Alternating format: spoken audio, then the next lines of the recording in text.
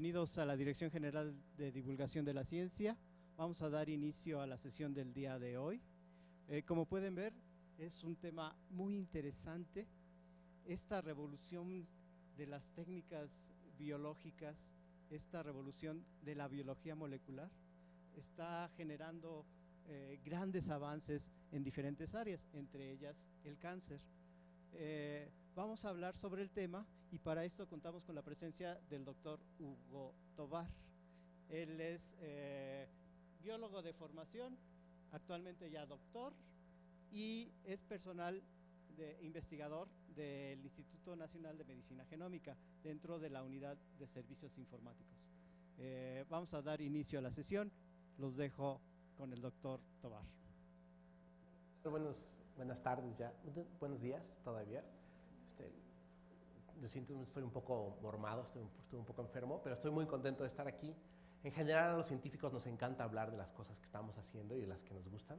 Entonces siempre es un gusto venir y hablarle a un grupo o muchos grupos, como por ejemplo en Irapuato, en el CCH Oriente, que están dispuestos a escucharnos, ¿no? Entonces vamos a iniciar mi plática. En mi plática vamos a hablar de 5 cosas. Ustedes van a ver, estas 5 cosas van a ser almacenamiento de información genética, flujo de información genética, modulación de la transcripción, factores transcripcionales maestros y búsqueda de factores transcripcionales maestros en cáncer de mama. Entonces, así son 5 las cosas de las que vamos a hablar. Ustedes van a ver el número, así por si ya se están cansando, vean en qué número y digan, ya estamos en el 4 o algo así. Entonces, pues vamos a empezar con almacenamiento de la información genética. Comúnmente los científicos no podemos hablar de nuestros gustos personales, pero esta vez tengo la oportunidad de hablar de un gusto personal y está perfectamente bien justificado. En abril de este año, en un disco de un grupo que se llama Massive Attack, que es uno de mis grupos preferidos, cumplió 20 años de edad el disco. Y para celebrarlo, el grupo decidieron guardar la información de ese disco en ADN. Entonces lo que hicieron es transformar la música de las canciones del álbum, la transformaron en lugar de MP3 en un archivo que se llama Opus, pero es el mismo archivo, y ese archivo fue codificado de tal forma que pudiera estar escrito en moléculas de ADN. Y lo que quiero decirles con esto es que el ADN contiene información, y es otra plataforma de información igual que un cassette, que un libro, que una computadora, que una USB. Entonces, lo importante que quiero destacar de esta metáfora es que nosotros tenemos información en todas y cada una de nuestras células y esa información está contenida dentro del ADN. Y esta es una molécula del ADN. Como ven, tengo que hablar de muchas cosas, entonces me voy a ir más o menos rápido. Cuando ustedes quieran me pueden interrumpir y preguntarme si tienen alguna duda en especial, pero me voy a ir más o menos rápido. Y no voy a hablar tampoco a detalle, porque esto lo aprendí así durante toda mi carrera y durante todo mi trabajo, entonces lo voy a hablar de las partes someras para que sea más rápido. Entonces, la molécula de ADN es una molécula que está en forma de doble hélice y lo importante que tiene esta molécula es que tiene una serie de bases que se juntan una con otra en forma de pares, exclusivamente la adenina con la timina y la citosina con la guanina. Y eso es algo como, por ejemplo, cuando estamos hablando de bytes, que es 0 o 1, aquí es como adenina y timina o citosina y guanina, y es una forma de configuración específica y que además mantiene una cierta de información, y la información es la secuencia que va desde el inicio hasta el final de la hebra de ADN. Entonces, nosotros tenemos 23 paquetes de ADN, 24 paquetes de ADN en cada una de nuestras células. Esta sería como el lugar donde está la información genética, es dentro del núcleo, y esos son los paquetes de moléculas de ADN, pero están todas comprimidas, y ahí está la información capaz de formar cualquier tipo de célula o cualquier tipo de tejido de nuestro organismo. Este es el flujo que tiene la información genética. Empieza por dejar el puntero. Esta es la molécula de ADN, y después esta molécula de ADN saca la información y la pasa a una molécula de ARN mensajero. El ARN mensajero sale del núcleo y en el citoplasma es traducido por unas cosas que se llaman subunidades de los ribosomas a proteínas. Entonces, la información que va de aquí desde el núcleo hasta lo que son las proteínas, ¿ok? Entonces, la diferencia que tiene el ADN, que es la doble hélice que vemos aquí, con el ARN, es que el ARN tiene una sola hebra, ¿ok? No es doble hebra como el ADN, sino solamente una hebra. Y además, otra diferencia fundamental que quiero que se aprendan, es que en lugar de timina, tiene uracilo, ¿ok? Entonces, las diferencias fundamentales son esas, es una sola hebra en lugar de dos hebras, y además tiene una base distinta de la del ADN. Y la forma en que se sale la información del ADN a ARN es que hay una molécula que se llama RNA polimerasa, que es esta que está aquí de morado, y lo que hace es leer la hebra de ADN, que está representada en esta hebra azul, y va leyendo cada una de las partes de las bases y las va transformando en ARN, ¿ok? Entonces, ahorita les voy a enseñar un video de cómo, es una animación de cómo suceden estas cosas a nivel molecular.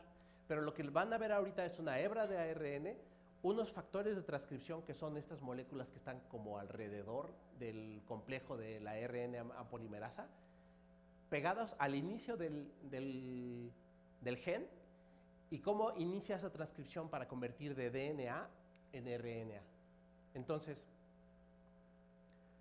lo que tenemos aquí son estas dos moléculas amarillas, son factores de transcripción que están enclavados en que reconocen zonas específicas del ADN, que se ponen ahí y esperan a que a partir de esas se conecten la RNA polimerasa que estábamos hablando y que estaba de color morado allá, pero que en este caso de la animación va a estar de color azul.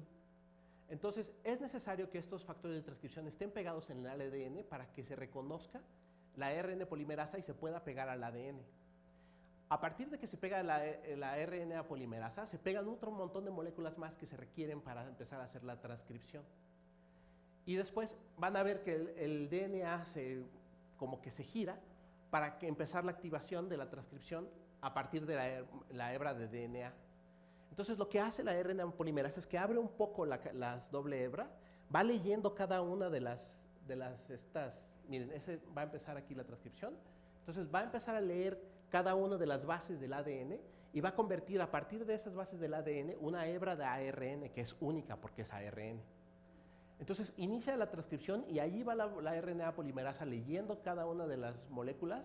Si ustedes ven esa muchísima velocidad que sucede esto, y hay un montón de bases en la parte del núcleo para que puedan ser añadidas a las hebras de RNA polimerasa que va saliendo en la parte de arriba. De esta forma se va formando el RNA mensajero que contiene la información para hacer un gen o una proteína. Y se está copiando la información. Es como si estuvieran copiando su canción hacia su USB, están copiando así para llevársela a su casa. Esa es la forma en la que está haciéndolo la célula. Entonces, ya que tenemos la hebra de RNA, la hebra de RNA, como les había dicho, sale del núcleo y en el núcleo los ribosomas son las que los convierten a proteínas. ¿Ok? Entonces, las proteínas lo que son una serie de aminoácidos pegados unos tras otros. O sea, en lugar de tener bases, ahora vamos a tener aminoácidos, que son unas moléculas muy características que su incorporación una tras la otra le da características especiales a cada una de las proteínas. En este caso, por ejemplo, el que tenga una serie de aminoácidos hace que esta hebra de aminoácidos gire y ese le da una conformación tridimensional específica. Y dentro de cada una de las proteínas, a cada una de las partes de la proteína le da ese tipo de conformación especial y justamente lo que le da funcionalidad a las proteínas es esa conformación tridimensional que tiene y que se crea a partir de la interacción de los aminoácidos de los que están formados. Estos son los niveles de ordenamiento que tienen las proteínas. El primer nivel es la cadena de los aminoácidos, qué aminoácido está atrás del otro. El segundo es cómo dentro de una pequeña región los aminoácidos se tuercen o se giran o se ponen en placas, porque también forman placas. Y después en el tercer nivel lo que hace es cómo se pliegan esas placas, esas hebras, para formar una estructura tridimensional. Y el cuarto nivel es cuando se unen varias proteínas para formar un complejos proteínicos más complicados que tienen otras funciones. ¿Ok?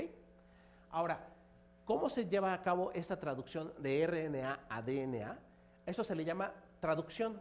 Y entonces lo que tenemos aquí es una hebra de RNA, que como saben, esta secuencia se copia del DNA. Y esta secuencia lo que hace es que se escoge de 3 en 3 y esos paquetes de 3 en 3 se llaman codones. Y entonces, cada uno de estos 3 codones identifica a un tipo de aminoácido que va a estar dentro de la proteína. Estos son los RNA de transferencia que tienen un aminoácido y del otro lado tienen 3 bases que reconocen a las 3 bases del RNA. O sea, esto se junta con esto. Igual que se juntan el DNA, se juntan la citosina con la guanina y el uracilo con la adenina, porque justamente hacen pares unas con las otras. Entonces, como está codificado de tal forma que solamente los que tienen cierto tipo de aminoácidos se pegan a la parte que reconoce dentro del ribosoma. Estas partes moradas son los ribosomas. Y los ribosomas están compuestos de 2 subunidades, la unidad pequeña y la unidad grande.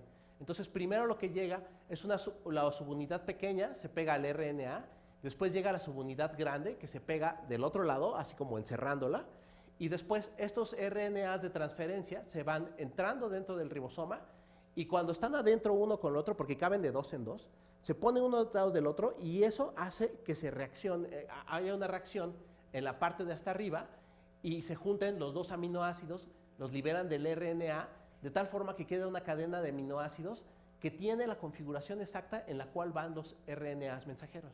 ¿Sí queda claro? Todo esto pasa fuera del núcleo, sale por el poro nuclear estas RNAs mensajeros hacia el citoplasma. ¿Ok? Y ahorita vamos a ver una animación de cómo sucede esto. Estas animaciones son muy interesantes porque en realidad nos está hablando de cómo son las máquinas que tenemos en todas y cada una de nuestras células y que trabajan a unas cantidades asombrosas, a unas velocidades increíbles. Entonces ahí la hebra amarilla otra vez es el RNA mensajero. Esta es la unidad pequeña del ribosoma que se pega al RNA mensajero y ahí llegó la grande, ¿sí ven? Y esas cositas que están volando en el aire son los RNA de transferencia que en la parte de hasta arriba tienen un aminoácido. Y ese aminoácido se va pegando uno con el otro para formar una cadena de aminoácidos que es un polipéptido que al final va a ser una proteína. Entonces son los RNAs de transferencia. También los ribosomas están hechos de RNA y DNA. Entonces cada uno de los RNA de transferencia tiene un tipo de aminoácido y aquí se ve porque nos están mostrando diferentes aminoácidos. No es que cambien de aminoácido, es que está cambiando el RNA de transferencia. Y entonces, ¿cómo se ve dentro del ribosoma? Es más o menos así. Uno llega, reconoce la parte del RNA y se pega, y cuando se pega también el aminoácido que está acá arriba, de tal forma que va generando la cadena de aminoácidos. Aquí se va recorriendo toda la cadena de RNA mensajero.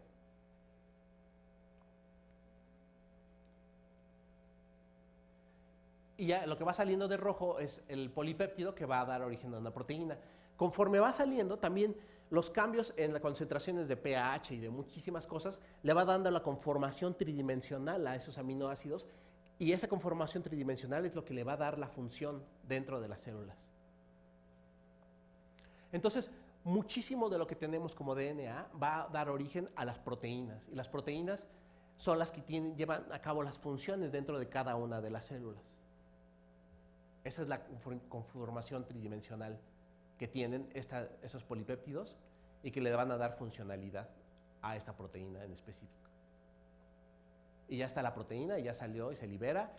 Puede sufrir muchísimos cambios posteriores o puede funcionar tal como salió. Hay muchos casos, ¿no? Entonces, ¿para qué sirven las proteínas? Y esto lo vamos a ver un poquito con una animación más.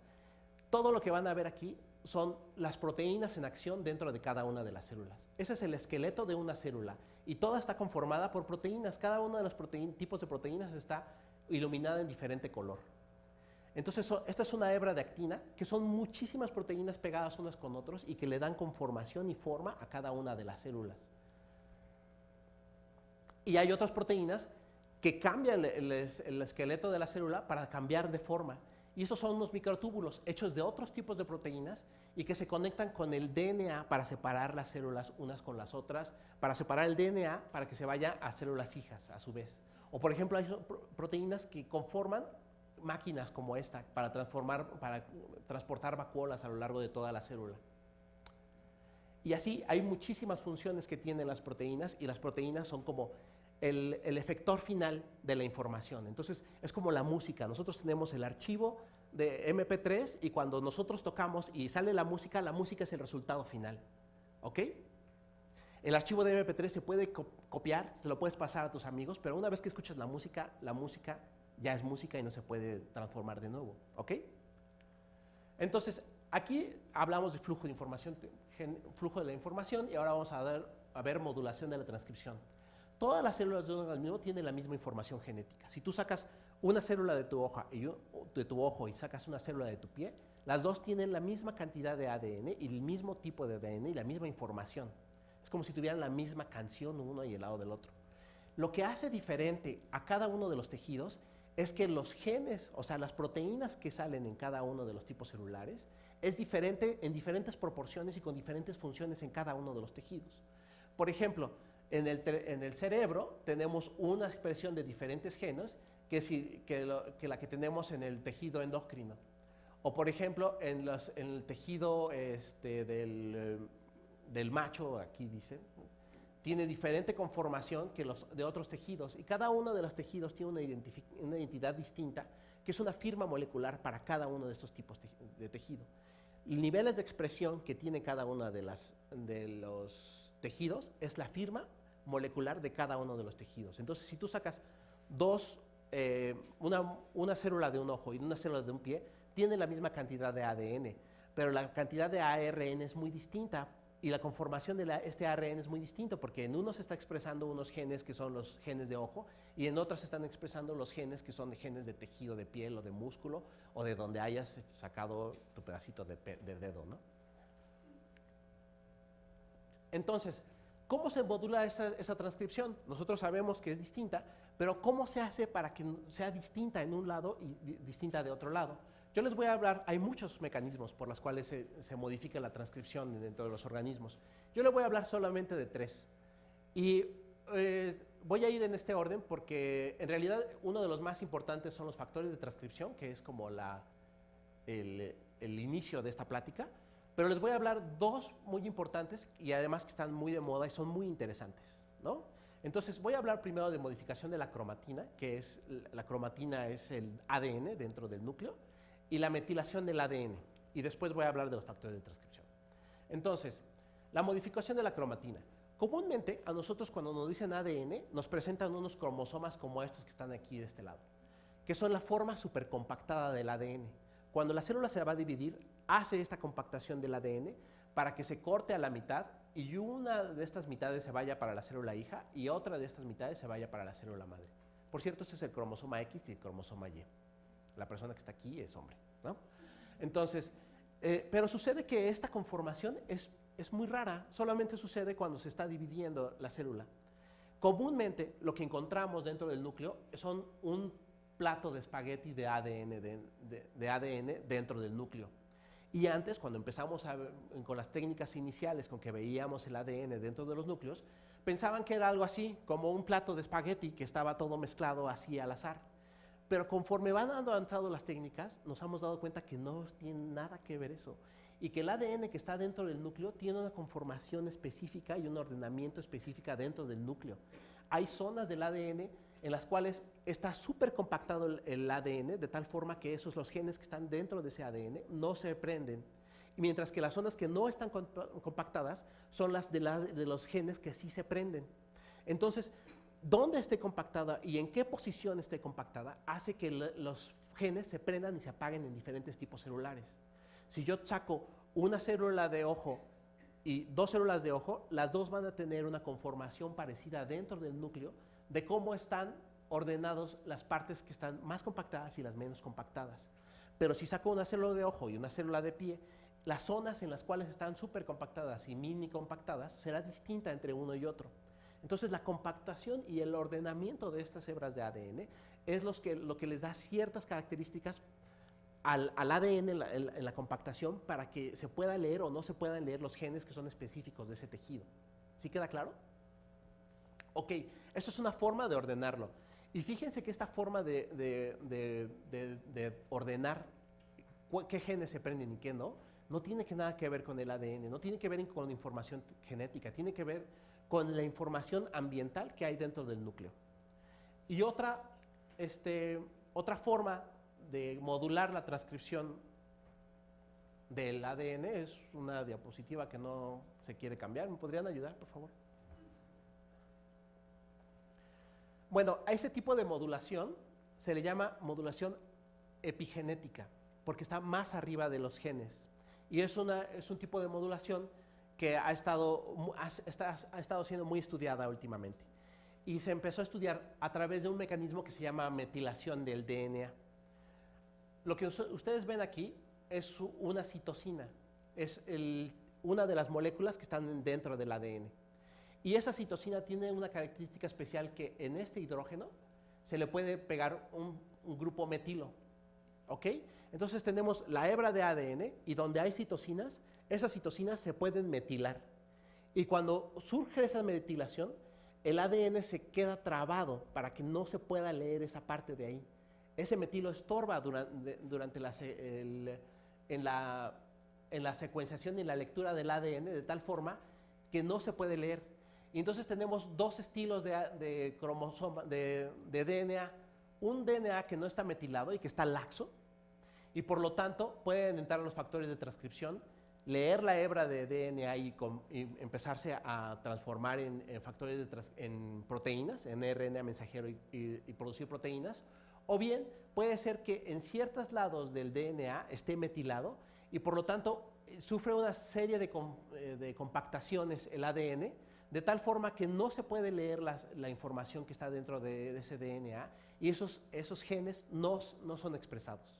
¿Ok? Entonces, otra forma de modular la expresión del ADN es a través de la metilación. Y esa metilación se da específicamente por unas moléculas que llegan y reconocen al ADN. Ay, perdón, me adelanté. Que reconocen al ADN, y entonces se compacta el DNA y por lo tanto no se puede leer esa hebra de DNA. Y por último, quiero hablarles de los moduladores por factores de transcripción. Ya les había mostrado este dibujo en el cual se da la transcripción. Está la hebra de DNA, la RNA polimerasa, y como nosotros habíamos visto en la animación, esas dos moléculas, esas dos proteínas amarillas que estaban pegadas a la hebra de DNA eran factores de transcripción. Los factores de transcripción son proteínas especiales que tienen regiones que reconocen directamente el DNA, reconocen la secuencia que hay dentro de ese DNA. Entonces, con secuencias específicas que están al principio de todos los genes, dicen, si yo me pego aquí, entonces después va a poder venir la RNA polimerasa y leer esa parte del gen. Si un factor de transcripción no está ahí, no se puede leer el gen. Si el factor de transcripción está ahí, se puede leer el gen. Y esa es una forma de modular la expresión de los genes. Cuando nosotros producimos unos factores de transcripción que modulan cierto gen, entonces ese gen se va a empezar a traducir para formar proteína. ¿Ok? Además, hay otros factores de transcripción que no están aquí en la parte principal del DNA, sino que reconocen otras partes de la hebra de DNA y que pueden al mismo tiempo activar o bien pueden reprimir la expresión de los genes. Entonces, los factores de transcripción pueden actuar de dos formas, o pueden activar genes o pueden reprimir genes. Ok. Entonces, la regulación de reguladores transcripcionales maestros. Resulta que es bien sabido que nosotros, la forma en que se ordena el prendido y apagado de los genes no es directa. O sea, nosotros no tenemos un gen para producir un ojo, o un gen para producir una pierna, o un gen para producir un brazo. Lo que sucede es que hay cascadas de regulación genética. Entonces, las cascadas de regulación genética es a partir de un gen que prende muchos otros genes, que prenden genes a su vez, que prenden genes a su vez, y que están todos de manera jerárquica avanzando para producir ciertas partes de las características de un organismo. ¿Ok? Entonces, estas cascadas de información genética están representadas más o menos por esta red. Tenemos dos factores de transcripción que a su vez modulan un montón de proteínas, de genes, y además de otros factores de transcripción que a su vez modulan otros factores de transcripción más cascada abajo. y por lo tanto se van especializando las células para formar ciertos tejidos en específico. ¿Queda claro eso? Entonces, resulta que estos factores de transcripción que están en la parte de arriba de las cascadas son los reguladores, los factores de transcripción maestros que regulan la expresión de ciertos tipos celulares. Entonces, cuando nosotros tenemos, por ejemplo, en la sangre, en la médula de los huesos, que se producen los tejidos sanguíneos, en realidad tenemos una sola cadena de células madres, y dependiendo de los factores de transcripción maestros que se expresan en cada una de esas células madres, es que se da origen a un tipo celular o a otro tipo celular, a partir de un solo factor de transcripción. Un solo factor de transcripción puede definir perfectamente cuál es la historia de una célula madre hacia el tipo de tejido que tiene. ¿Ok? Pero hay muchas otras combinaciones, esa es la sencilla, cuando un solo factor de transcripción determina un tipo celular. Hay veces en que 3 o 4 factores de transcripción pueden determinar el tipo celular, ¿ok? O sea, hay las combinaciones que queramos acerca de eso. Entonces, lo que yo hice en mi tesis de doctorado es intentar buscar algunos factores de transcripción maestros que estuvieran definiendo los tejidos de cáncer de mama. Y es que así como nosotros, todos nuestros tipos celulares, todos nuestros tejidos tienen factores de transcripción que los definen en estado normal, el cáncer también es otro tipo celular que puede ser sujeto a buscar cuáles son los factores de transcripción que están definiendo ese tejido celular enfermo, ¿ok? Entonces les voy a hablar primero, rápidamente, ¿qué es el cáncer? El cáncer comúnmente se considera que es una enfermedad, pero en realidad no es una enfermedad. El cáncer es muchas enfermedades. Entonces, para que exista una célula cancerosa, tiene que haber una serie de elementos que hagan que esa célula se enferme o que tenga ese comportamiento anormal. Entonces, el cáncer es un crecimiento desmedido de una serie de células, no controlado y que puede invadir otros tejidos dentro del organismo. Pero para que suceda eso, tiene que tener estos elementos. Primero tiene que mantener la señal de proliferación, para que se produzcan más células cancerosas y vaya creciendo el tumor. Tiene que evadir la supresión del crecimiento. Todas las células tienen una serie de señales, reciben una serie de señales para que les digan, ya no crezcas. Pues las células cancerosas evaden eso, no les importa, no les hacen caso a esas señales y siguen creciendo. Tienen activación de la invasión y la metastasis. Esto es, que tiene la capacidad de migrar desde el tejido que está enfermo hacia otros tejidos a través del torrente sanguíneo o a través de otros medios. Y además tienen posibilidad de inmortalidad replicativa, esto es, que siguen replicándose una y otra vez. Las células normales llevan una orden y esa orden le dicen, ¿sabes qué? Déjate de reproducir. Y entonces las células normales hacen caso, las células cancerosas no. Inducción de desarrollo de vasos sanguíneos. Para que un tumor esté siendo alimentado, tiene que tener la capacidad de generar vasos sanguíneos que se metan dentro del tumor para recibir alimento del organismo que está enfermo, ¿ok? Y además tienen resistencia a la muerte celular.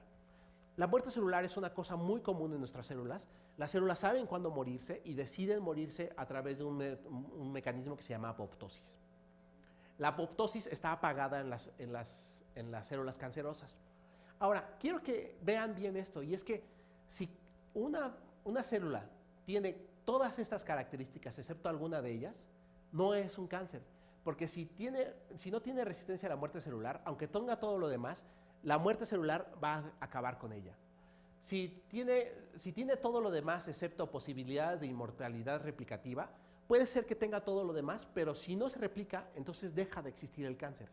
Entonces el cáncer, lo que sucede es que es una enfermedad compleja, porque tiene todos estos elementos, requiere de todos estos elementos para poder existir el cáncer. Si no existen todos estos elementos, no tenemos una enfermedad del cáncer. ¿Ok? Pero, o sea, es muy difícil que una célula sea cancerosa, se convierta en cancerosa.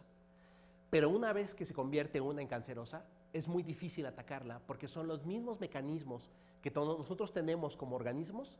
Estos mismos mecanismos que son de nosotros, los que nosotros actuamos, son los que nos están enfermando, ¿ok? Y por eso es muy difícil combatir el cáncer. Y para eso les puse esta diapositiva. Esta diapositiva me gusta porque habla de lo complejo que es el cáncer. Comúnmente nosotros en la ciencia tenemos dos conjuntos de datos y los comparamos para ver cuál es la diferencia entre uno y otro, ¿no? Entonces, nosotros queremos medir cómo engordan los cochinitos en un potrero, y entonces tenemos cochinitos con dieta normal y cochinitos con dieta súper fortificada, lo que sea, ¿no? Entonces hacemos comparaciones entre uno y otro y le echamos la culpa a la dieta porque es lo único que ha cambiado. Y entonces decimos, mira, los que tienen dieta normal crecen más rápido o crecen más lento, y tenemos una explicación directa entre un fenómeno y otro. Entonces, pues obviamente queríamos aplicar nuestro sistema de estudio a los sistemas biológicos, entre ellos el cáncer, e intentamos hacer eso.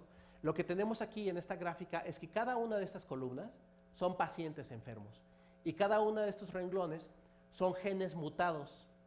Todos son pacientes enfermos de cáncer.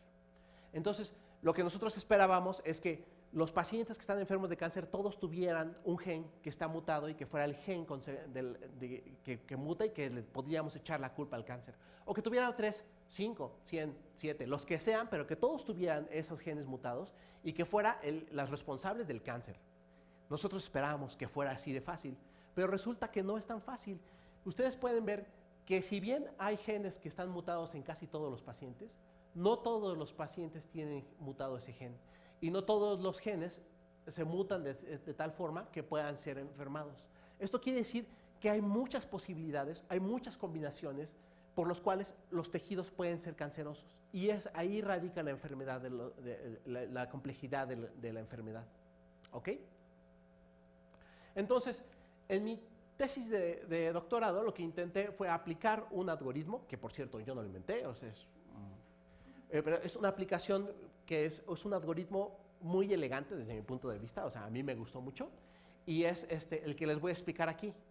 La idea es que nosotros tenemos factores de transcripción. ¿Se acuerdan de los factores de transcripción? Que son los que definen qué genes se van a expresar y qué genes no se van a expresar. Hay otros mecanismos, pero uno de los más importantes es el mecanismo del factor de transcripción. Y ahora nosotros tenemos un conjunto de datos que son los que están enfermos de cáncer y los que no están enfermos de cáncer, ¿no?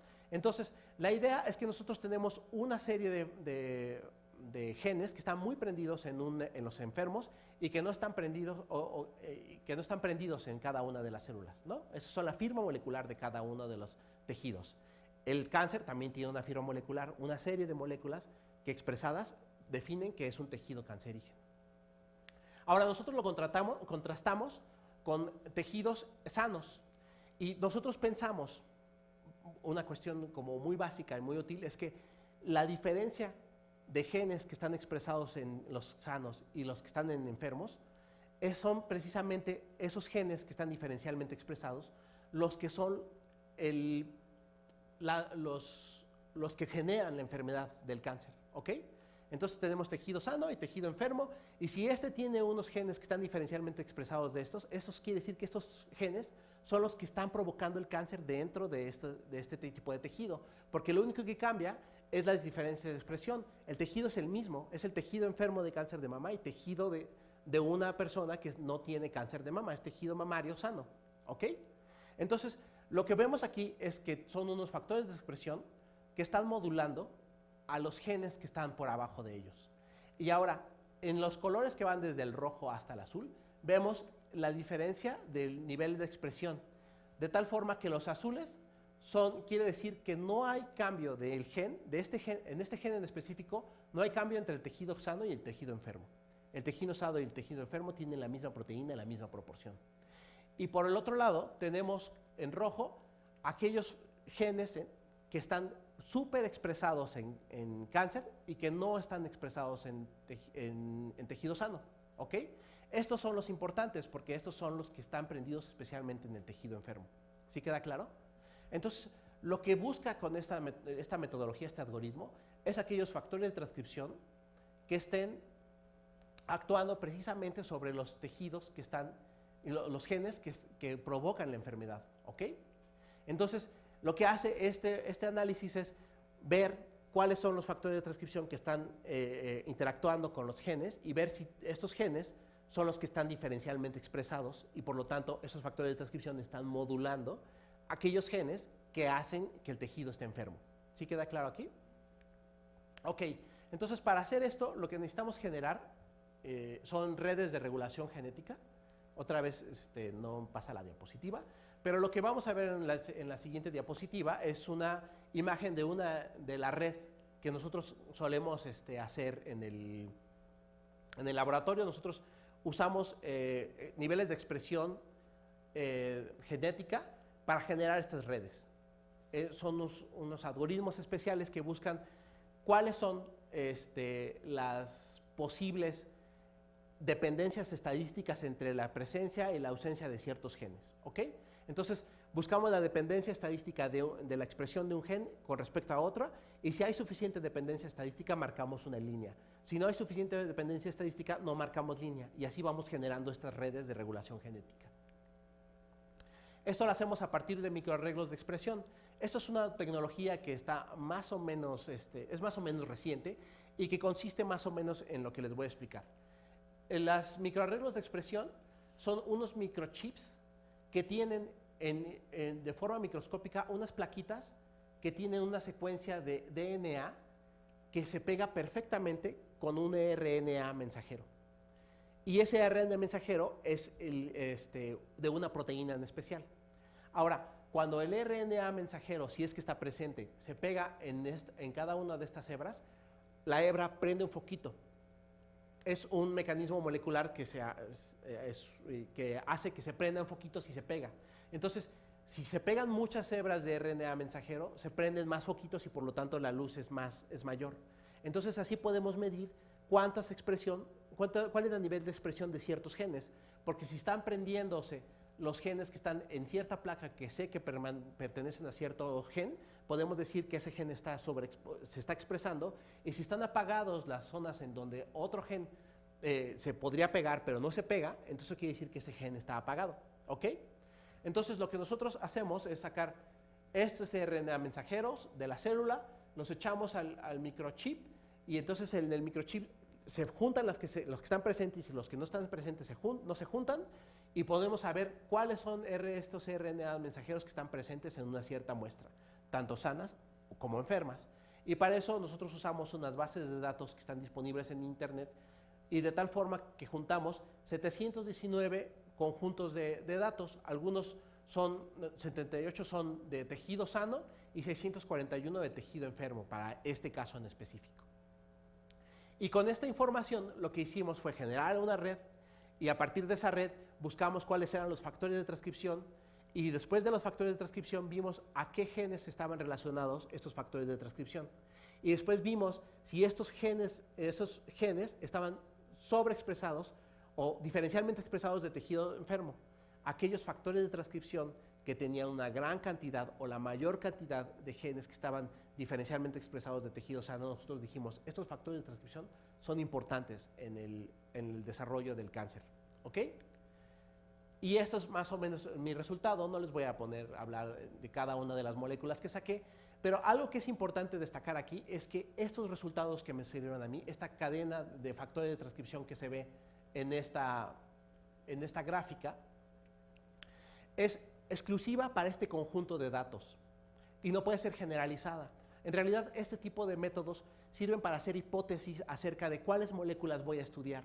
Ahora tenemos una serie de moléculas que podemos ver qué es lo que están haciendo dentro del organismo, y podemos ir y hacer experimentos y ver si los cambios en la expresión de estas moléculas dentro de las células pueden producir o no producir cáncer, por ejemplo. ¿Ok? Entonces, lo que falta de este proceso es que nosotros trabajamos con unos conjuntos de datos que nunca es suficiente. Siempre necesitamos más datos, siempre necesitamos, porque la variabilidad que tiene la enfermedad es tan grande que necesitamos captarla en la mayor cantidad posible. Entonces necesitamos hacer muchos ensayos con muchos conjuntos de datos para poder encontrar cosas que sean constantes y comunes y que podemos atacar y podemos señalar como importantes para la lucha contra el cáncer. ¿Okay? Y al final les voy a presentar esta gráfica, que es un análisis, digamos, distinto. Es una representación de otra red transcripcional, y es una representación que les voy a explicar más o menos. Es medio complicada porque no se suele ver, pero resulta que los genes están pegados a estos ejes negros que están aquí, ¿ok?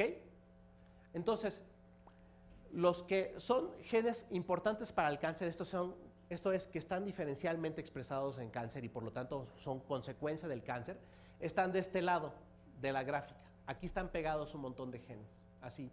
Entonces, del otro lado están los que no están diferencialmente expresados y por lo tanto no son importantes para el fenotipo del cáncer. Y en la parte de arriba están los genes que son factores de transcripción. Y en ambas líneas negras están representados los factores de transcripción. A nosotros nos interesa ver cómo un factor de transcripción está interactuando con otro, por eso los pusimos en diferentes ejes, ¿ok? Entonces aquí vemos la interacción de factores de transcripción con otros factores de transcripción, los factores de transcripción con los genes que no están diferencialmente expresados y los factores de transcripción con los que están diferencialmente expresados. También tenemos otras interacciones. Esas interacciones no nos interesan tanto porque están en relación con los que no están diferencialmente expresados y por lo tanto no son consecuencia del cáncer. Y ahora los colores. El color morado son los factores de transcripción con los genes que no tienen que ver con el cáncer. En azul son los genes con otros genes que no tienen que ver con el cáncer. Pero en rojo están los factores de transcripción que tienen que ver con el cáncer y en verde son las líneas que unen factor de transcripción con otro factor de transcripción. Lo que hicimos nosotros después es que sacamos los 10 reguladores transcripcionales maestros y los pusimos en los ejes para ver dónde estaban colocados. Algo que me faltó señalar es que conforme están más alejados los genes del centro, son los genes que tienen mayor número de genes asociados. Esto es, que el gen que está en la mera puntita de aquí tiene el mayor número de conexiones y este gen que está en la parte de abajo tiene bien poquitas conexiones unos con otros. Entonces, como ustedes pueden ver, los factores de transcripción que nosotros encontramos son de los que están más conectados dentro de la célula y además que están más conectados con otros factores de transcripción que están fuertemente conectados. Entonces, pudimos encontrar que la estructura de la red en relación al número de conexiones que tienen estos factores de transcripción es fundamental para ver cómo están interactuando los factores de transcripción que modulan las genes que están provocando la enfermedad. Y eso es todo. Si tienen alguna duda, alguna pregunta, con todo gusto se los puedo contestar. Tengo entendido que el pH ácido es donde se puede generar el cáncer. Mi duda es cómo es que ese pH puede llegar a afectar a los genes. Ok. Lo que sucede con la enfermedad del cáncer es que lo que tú estás viendo es que los genes cambian su forma de expresarse y cambian su forma de comportarse, ¿ok? Entonces esos cambios en la forma de comportamiento de los genes es el que puede provocar cambios aberrantes que pueden producir el cáncer, ¿ok? Entonces no es que el pH esté mal, es que cuando las células sufren ciertas mutaciones a partir de pHs que pueden ser dañinos para el cáncer, o sea, el pH puede afectar la forma en las células, es que las modificaciones que está haciendo, las mutaciones que están sucediendo dentro de las células pueden provocar cáncer. Ahora, como te dije, la probabilidad de que se produzca el cáncer son bajas porque hay muchos mecanismos que tienen que cambiar para que el cáncer se dé y además hay muchos mecanismos por los cuales las células están intentando reconocer esas células que están mal, pero una vez que están incorporadas a esos cambios que pueden dar cáncer, puede ser muy peligroso y muy difícil.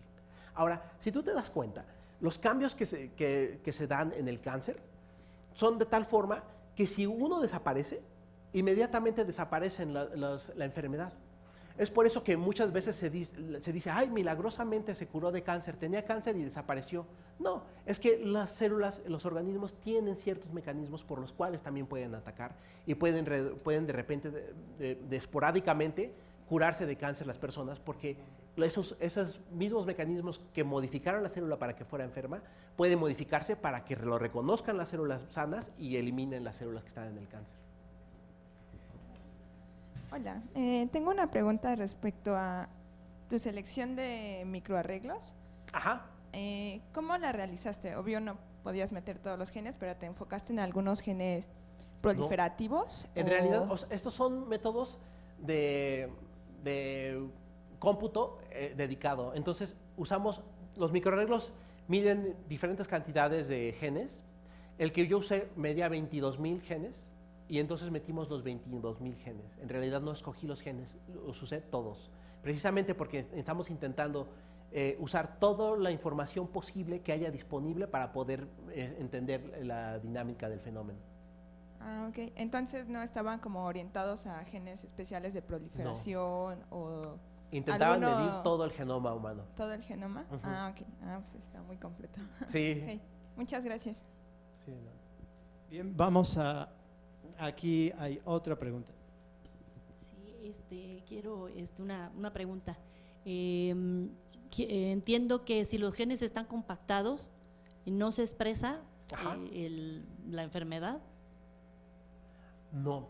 A ver, lo que sucede es que, o sea, esa es una forma de regular la expresión de los genes, ¿no? O sea, hay la compactación del ADN hace que ciertos genes se prendan y otros genes no se prendan. Independientemente del cáncer o no el cáncer. Pero en el cáncer sucede que esas partes que deberían de estar apagadas, descompactadas, se compactan, compactadas se descompactan y por lo tanto pueden expresar genes que no tienen que estar ahí en ese tejido en específico y por lo tanto da cáncer, eso sí es cierto. Entonces, sí, muchas veces puede ser que se descompacte y por lo tanto pueda dar ciertos cánceres. Ahora, hay muchos mecanismos por los que se regula la transcripción y todos esos mecanismos tienen implicaciones en los diferentes tipos de cáncer y hay que recordar que el cáncer no es un cáncer, sino muchísimos cánceres dependiendo del individuo, ¿no? Hasta del tejido. O sea, un cáncer puede ser distinto, o sea, un tumor puede ser diferentes tipos de cáncer uno y otro lado, ¿no? Porque, o sea, las mutaciones pueden ser distintas a nivel del tejido mismo. Ahí depende de la célula, o sea, si está diferenciado, por ejemplo, un mismo Depende tipo de la cáncer. desregulación celular, de la desregulación genética que pueda tener. Ujú. Ok, gracias. Sí, ¿no? Vamos con las sedes remotas, que seguramente tienen que regresar a clases en un momento. Voy a pedir a Itesi si activa su micrófono y si nos dice si hay alguna pregunta o comentario en Itesi. Sí. Adelante.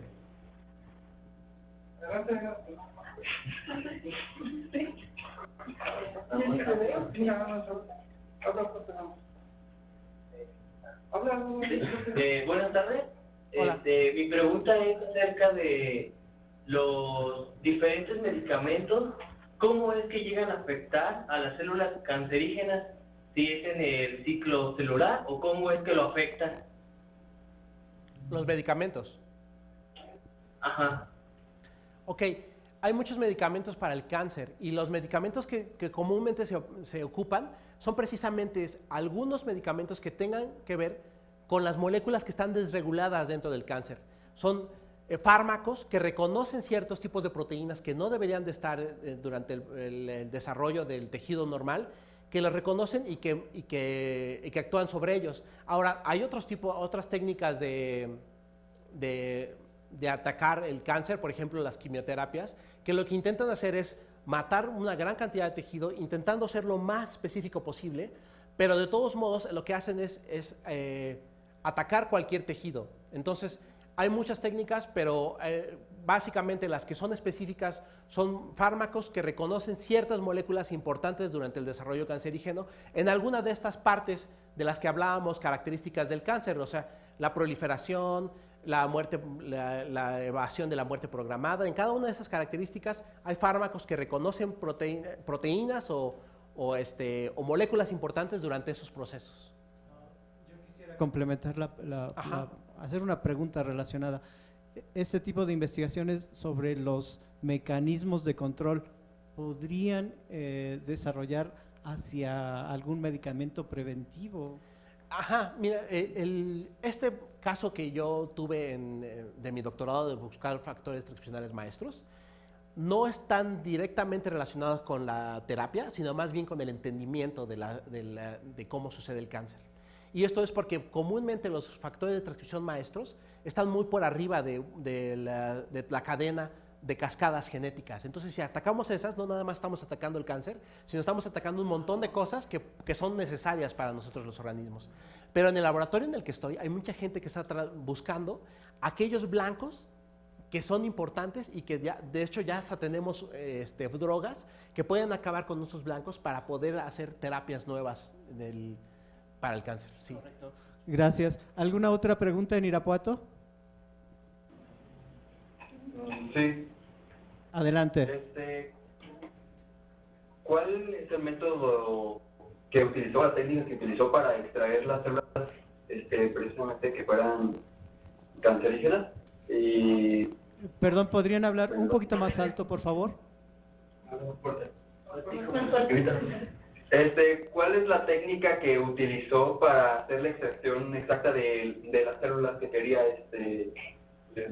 estudiar? Sí. Ok. Mira, yo estoy en la unidad de servicios bioinformáticos y estamos en genómica computacional. Entonces, lo que nosotros trabajamos son con los archivos de la información de los microarreglos. Yo no estuve relacionado con la extracción del ADN y, de hecho, los datos que tengo los descargué de internet, de páginas que son públicas y disponibles para todos. Sin embargo, sé cómo se hacen estas técnicas y tienen protocolos estrictos para poder extraer las células que son las cancerosas y extraer el RNA directamente de esas células. Entonces, son protocolos que están disponibles en internet y que sirven para hacer cada uno de los microarreglos de expresión y que les dan confiabilidad a esos microarreglos, pero no estoy directamente relacionado con esas cosas. Gracias, Irapuato. ¿Alguna última pregunta en esta ronda? Sí, ¿qué tanto tiene que ver la percepción de que en la actualidad hay un mayor índice de generación de cáncer? ¿Qué tanto tiene que ver este aumento del índice con los ambientes, el ambiente externo o la alimentación? ¿Qué tanto tiene que ver con la relación de la explosión demográfica o el crecimiento de la población? Tiene todo que ver, en realidad. En realidad, ahora estamos viendo grandes cantidades de proliferación de estas enfermedades, precisamente porque somos un montón. Entonces, lo que antes era muy raro en poblaciones pequeñas, ahora es bastante común. Y además, como son enfermedades genéticas, son hereditarias. Y por lo tanto, cada vez los sistemas médicos estamos manteniendo a las personas que están enfermas o que tienen esos genes de mayor cantidad de vida y por lo tanto se pueden reproducir más y por lo tanto hay más esas enfermedades. Ahora, por el otro lado de la dieta, es también muy importante porque estas mutaciones que hacen que cambie el comportamiento de las células dentro del organismo son muchísimo más comunes porque tenemos a nuestro alcance todo tipo de mutágenos que estamos consumiendo día a día. Entonces, además, la gran cantidad de proteínas que podemos consumir, las pocas verduras que consumimos, hay un montón de elementos, todos esos elementos que escuchamos y que dice la tele, esos en buena parte son responsables de que nosotros haya una frecuencia alta, aunque en realidad lo que provoca que haya más frecuencia de estas enfermedades es que somos muchísimos más en el mundo, ¿no? Sí, gracias, Itesi. En un momento regresamos con ustedes para más preguntas. Vamos a CCH Oriente, pero antes de la pregunta de CCH, nos llegó una pregunta por internet de Dulce. ¿El estrés afecta cómo se expresan los genes? Claro, claro, y justamente los primeros dos mecanismos que les hablé acerca de la cromatina y acerca de la metilación, son mecanismos que tienen que ver con el ambiente. Y cuando nosotros estamos estresados, construimos un ambiente diferente en cada una de nuestras células y esa información que está en el ambiente hace que entre dentro del DNA y que cambie patrones de expresión de los genes. Entonces, eso es cierto, o sea, la expresión, el estrés también puede provocar cambios en los niveles de expresión. Ahora, no va a suceder que si tú estás positivo y que estás pensando ciertas cosas, vas a generar ciertas características, pero en general algunas características ambientales de nuestro estado de ánimo va a tener repercusión en la expresión de nuestros genes. Gracias. Vamos entonces a CCH Oriente. Quiero verificar si hay alguna pregunta o comentario en CCH Oriente. Hola. Sí, adelante. Sí, bueno, mi nombre es Ángel y tengo una pregunta sobre cómo interactúa el VIH en el sistema genético del humano y cómo, pues, qué tipo de medicamento y cómo interactúa este medicamento con el VIH para atacarlo o dar un tratamiento. Aprovechamos que tenemos aquí un doctor para Ok, para muy cambiarnos bien. de tema. Me sacaba mucho de contexto, pero, o sea, tampoco estoy tan ignorante de eso, ¿no? Entonces, el VIH es un virus, no tiene nada que ver con cáncer, o sea, que quede claro eso. Es un virus que tiene ciertas capacidades para evadir el sistema inmunológico humano y es la capacidad principal que tiene para evadir el sistema inmunológico es que mata las células del sistema inmunológico. Se hospeda en las células del sistema inmunológico y tiene otras características especiales, por ejemplo, que en lugar de tener ADN, el virus del VIH tiene RNA. Y entonces, este ciclo que les dije de DNA a RNA y de RNA a proteína, lo que hace el virus del VIH es que tiene una hebra de RNA que dentro de las células del sistema inmune humano se transforma en DNA. ¿Ok? Entonces, precisamente lo complejo es precisamente encontrar ciertas zonas de los virus que no cambien y que puedan ser reconocidos por los fármacos que estamos echando para que pueda ser eliminado el virus dentro del organismo. Y eso es justamente un problema, porque los virus, siendo tan pequeños y con poca cantidad genética, están mutando todo el tiempo y entonces se escabullen muy fácilmente de todos los fármacos. No sé qué otra parte falta contestar, no sé si contesté suficiente o hay otra pregunta más, ya no me acuerdo muy bien de qué preguntó. ¿Quedó algo pendiente por contestar en CCH Oriente? Sí, bueno, también tengo una pregunta, mi nombre es Ana, y bueno, mi pregunta es sobre cáncer en general, pero específicamente de estómago. ¿Cómo influye o cuál es el papel de la membrana celular en un cáncer? ¿El papel de la membrana celular en cáncer? Sí. O sea, ¿cómo influye? ¿Qué es lo que pasa o qué se modifica en la membrana celular cuando hay un cáncer? Es una pregunta interesante que no sé muy bien, en realidad. O sea, lo que sucede con la membrana celular es que es otro organelo dentro de las células que tiene que comportarse de tal manera que siga la estrategia que tiene el cáncer. Por ejemplo, la membrana celular tiene que crecer para poder dividirse. Eso sucede en los tejidos normales, común y corriente. Cuando tú tienes un tejido que se está dividiendo para poder generar más tejido del que tengas, lo que hace es la membrana celular crece y de repente se corta para formar dos células. Supongo que en el cáncer también la membrana celular se tendrá que estar desarrollando más para poder hacer más células enfermas, o sea, y crecer a la par con el tumor. La membrana celular no nada más tiene esa función, tiene muchísimas funciones, mantiene las señales que saca la célula para poder evadir el sistema inmune, por ejemplo. El sistema inmune son células especializadas que van y reconocen a partir de las señales que tienen en la membrana celular, lo reconocen y matan a las células que son las invasoras.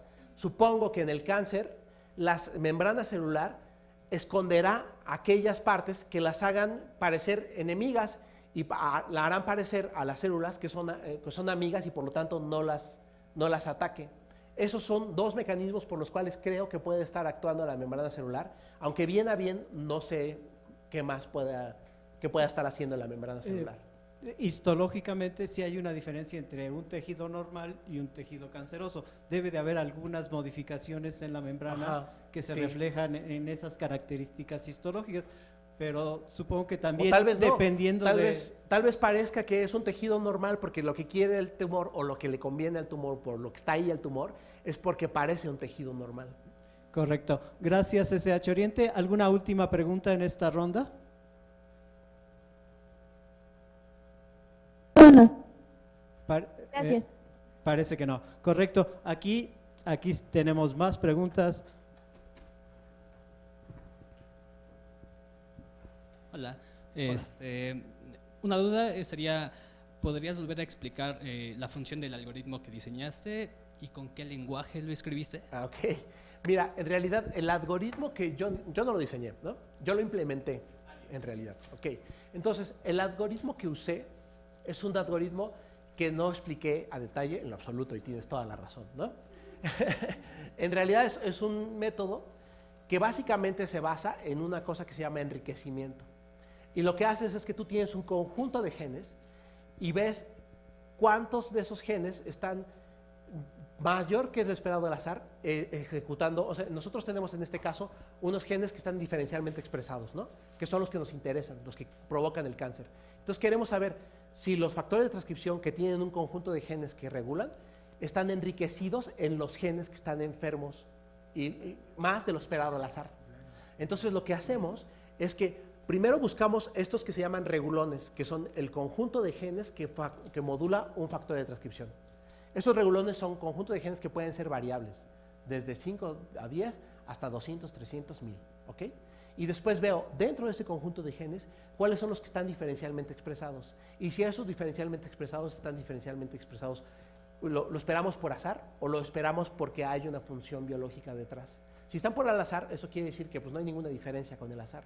Pero si están más allá de lo esperado del azar, podríamos darle una teoría biológica a ese problema que tenemos. Entonces, se basa básicamente en eso, tiene muchísimos peros, tiene muchísimas más pasos, pero esa es la idea fundamental. Está escrito o sea, es un algoritmo y se puede escribir en cualquier lenguaje de programación, pero yo lo usé en un lenguaje de programación que me gusta mucho que se llama R. Y R es un lenguaje de programación que te permite tomar datos y escribirlos y ejecutar esas diferentes funciones que tenga dentro.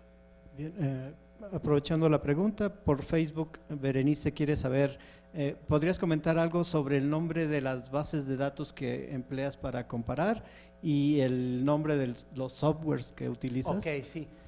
Las bases de datos se llama el Gene Omnibus y es de Ensemble. Sí, se llama el Gene, Gene Omnibus se llama. O sea, si ustedes ponen Gene Omnibus en internet, van a encontrar las bases de datos de microarreglos. Yo usé unos microarreglos que la idea es que todos sean homogéneos, que sean el mismo microarreglo, que estén midiendo el mismo nivel de enfermos, con sanos que puedan ser pareables. O sea, hay un montón de detalles que se tienen que juntar, pero hay bases de datos que tienen muchísimos microarreglos de muchísimos experimentos que se pueden descargar. Y el software que usé, pues básicamente es el software R, ¿no? O sea, R es un ambiente y un lenguaje de programación que tiene muchas herramientas que puedes descargar y usarlos, ¿no? Entonces, R está para todas las plataformas, es libre, se puede descargar de internet y tú puedes trabajar de manera libre con él. Bien, también Blani Miranda, a través de la transmisión en YouTube, quiere preguntar, ¿cómo es que un virus como el del papiloma humano puede provocar cáncer? Exacto. Si hay una gran cascada que se requiere? Exacto. Para… Y justamente tiene que ver con estos genes reguladores transcripcionales maestros. El virus del papiloma puede estar actuando directamente sobre unos genes que son importantes para la cascada que va a dar origen al cáncer.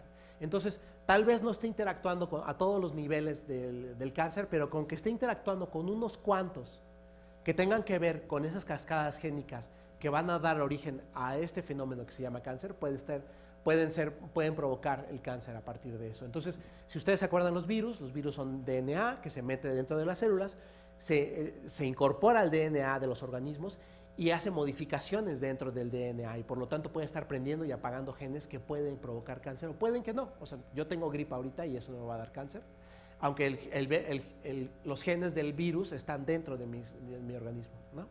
Bien. Vamos a la última ronda de preguntas con las sedes remotas. Quiero verificar si en Irapuato hay alguna última pregunta o comentario. Si nos activan su micrófono. Sí. Buenas tardes nuevamente. ¿Cómo se sabe qué tan avanzado está el cáncer realmente? A lo mejor va por etapas y en cierto punto ya no se puede controlar hay un cierto punto en el que ya no se controla. Entonces, ¿cómo se sabe realmente que ya está en ese punto? Sí, o sea, como te estaba diciendo, en realidad el cáncer no es un cáncer, entonces no hay una estrategia exclusiva para el cáncer en sí. Hay estrategias para diferentes tipos de cáncer. Por ejemplo, hay cáncer en la sangre que se llama leucemia y que está dentro de todo el organismo porque las células cancerosas son el tejido que fluye a través de tus venas. Entonces, espero que no, más bien de las venas de un enfermo, ¿no? Entonces, la idea es que hay diferentes medidas que dicen cuánto está avanzado un cáncer respecto a otro. Comúnmente son análisis histológicos que miden el tamaño de los tumores o la presencia de tumores en otras partes de tu organismo, ¿no?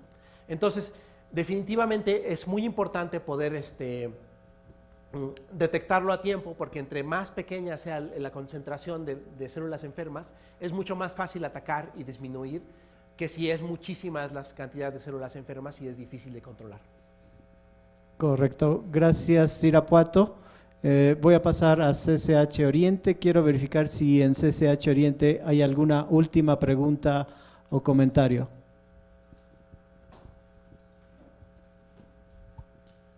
Tengo una pregunta.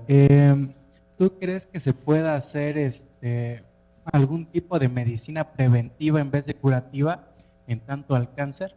Ya sea pues de cualquier tipo, vamos, pero en vez de que sea un tipo de tratamiento curativo, sea preventivo. Pues en general no. O sea, hay muchos tipos de cáncer y algunos se podrá prevenir y otros no se podrán prevenir. Ahorita hablamos de papiloma y ese tiene ciertos tratamientos preventivos. Evitar que la gente se enferme de papiloma hace que los niveles de cáncer disminuyan.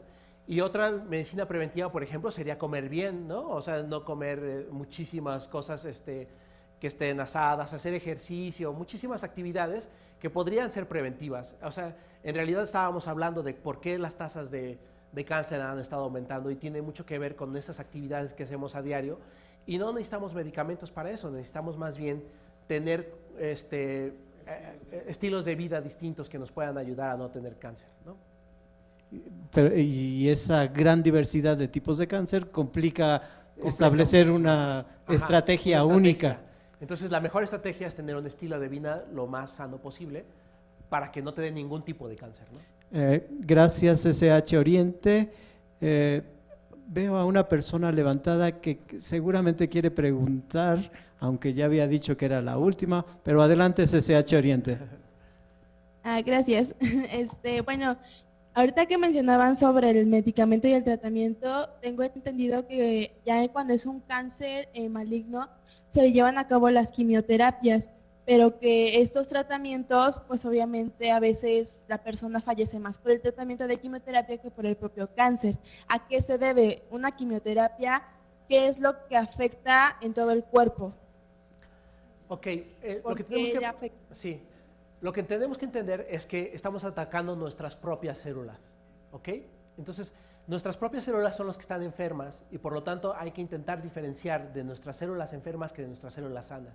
Cuando nosotros tenemos otros tipos de enfermedades, por ejemplo, bacterias en la panza, en la garganta, lo que sea, estamos intentando acabar con células de otros organismos distintos. Pero en el cáncer estamos intentando acabar con nuestras propias células. Y lo que hacen las quimioterapias es intentar acabar con la mayor cantidad de células cancerosas que forman parte de nuestras células. Entonces, no podemos diferenciar completamente de las células cancerosas de las que nos pertenecen a nosotros, y cuando nosotros estamos atacando a través de quimioterapia estamos matando nuestras propias células que también están sanas, ¿ok? Entonces, lo que se hace es evaluar y valorar qué es mejor, que se mueran unas cuantas células sanas o que se mueran las células enfermas. Y eso es lo que intentan los tratamientos de quimioterapia, intentar acabar con la mayor cantidad de células enfermas, aunque te tengas que acabar con unas sanas. Y eso tiene consecuencias en los organismos, ¿no? En las personas que están siendo tratadas. Y por lo tanto, es muy difícil determinar cuánta quimioterapia es necesaria, porque la enfermedad es muy compleja desde su origen, ¿no?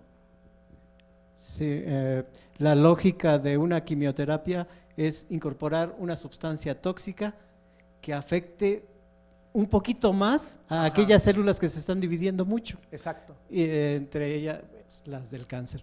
Gracias SH Oriente. Regresamos a las preguntas aquí en sala. Los medicamentos que están hechos con anticuerpos monoclonales, ¿cómo actúan en la célula cancerosa? Con anticuerpos monoclonales. Yo no me sé muy bien eso. ¿Eso no? No. Si No, son no. medicamentos que están hechos a partir de anticuerpos de humanos, algunos, otros de otros animales. Mira, los anticuerpos reconocen ciertos tipos celulares, o sea, hacen que el sistema inmune reconozca ciertas células en específico para atacarlas a ellas, ¿no? O sea, yo no sé, no puedo decir, pero me imagino que si están usando anticuerpos lo que intentan es señalar a aquellas células que están enfermas para atacarlas directamente. Pero no estoy seguro, o sea, no he escuchado de eso. Ok, gracias. Ahora sí, aquí la última pregunta. Dentro de los datos que evaluaste de microarreglos, no sé, por la fuente o por la fecha, durante tu tesis, ¿lograste descubrir algún cambio cronológico importante de la expresión de reguladores transcripcionales maestros? Ok, mira, todas las técnicas, todos los algoritmos tienen ciertas cosas que tú tienes que evaluar. El problema de esta técnica, que es un problema pero también es algo bueno, es que lo que tú necesitas evaluar es la situación de los niveles de expresión a lo largo de una gran cantidad de muestras, porque la variabilidad que tienen estos datos es enorme. Aunque nosotros encontremos regularidades en algunos genes, en otros genes no hay regularidades. Entonces lo que nosotros intentamos hacer es tomar una gran cantidad de muestras, no para ver tiempos, sino para ver todos los posibles estados en los cuales se encuentra la enfermedad. Entonces, lo que nosotros intentamos hacer con estos es no ver tiempos, sino más necesitábamos conjuntos muy grandes para poder ver la variabilidad de un fenómeno. Y lo que buscábamos también es que estuvieran en un mismo estadio para poder ver toda la variabilidad de un solo estadio. Hay estudios que intentan ver etapas del cáncer, pero este tipo de análisis que requieren grandes cantidades de muestras, grandes cantidades de información, es muy difícil llevarlas a cabo para etapas. Pues llegamos al fin, nos alargamos un poquito porque fue muy interesante la información. No nos queda más que volver a agradecer esta charla con un aplauso. Muchas gracias.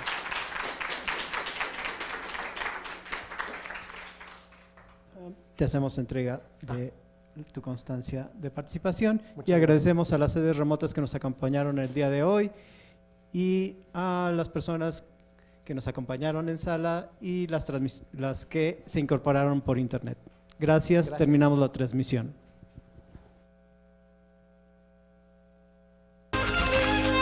Thank you.